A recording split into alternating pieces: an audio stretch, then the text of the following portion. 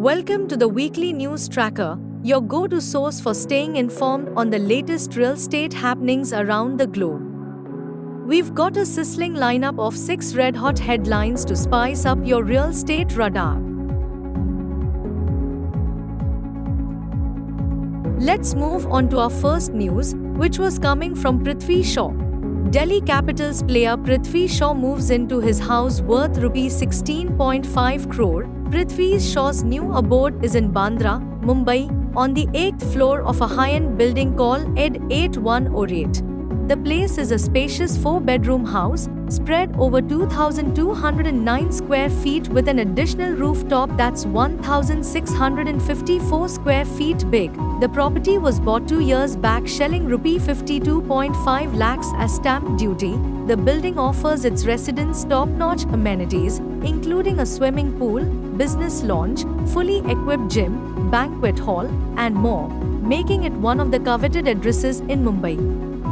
Let's move on to next news. HDIL promoters Rakesh, Sarang Vadhavan get bail to walk out of jail after 4 years. Rakesh and Sarang Vadhavan were arrested in the Rs 7,500 crore PMC Bank fraud case. The Bombay High Court directed their release after furnishing shorties of Rs 5 lakh each in both cases. Initially, the Vadhavan's request to be released by furnishing cash bail was refused by the HC due to the time required to arrange shorty. The prolonged pre-trial jail time in the PMC Bank fraud cases was a significant factor in the granting of bail. Let's move on to next news. DLF to invest Rs 2,200 crore to build shopping mall in Gurugram. DLF has started construction work of Mall of India in Gurugram. The total size of the mall is 26 to 27 lakh square feet. DLF has a retail footprint of around 42 lakh square feet comprising 9 properties including malls and shopping centers, mainly across Delhi NCR. The retail sector has bounced back sharply post-COVID pandemic and there has been a strong growth in footfalls and sales in shopping malls. DLF already constructing shopping centers at DLF Phase 5, Gurugram and Moti Nagar, Delhi. DLF has developed more than 158 real estate projects and developed an area over 340 million square feet. The group has an annuity portfolio of over 42 million square feet. Let's move on to next news. Godrej Properties sells homes worth over Rs 3,000 crore within 3 days at Godrej Zenith in Gurugram. Godrej Properties sold 1050 homes at the Godrej Zenith project in Gurugram within 3 days. This remarkable sales achievement resulted in a 5% increase in Godrej Properties stock price, rallying to a 52-week high. The sales success at the Godrej Zenith launch in Gurugram contributed to a substantial 473% year-over-year increase in sales for Godrej Properties in fiscal year 24.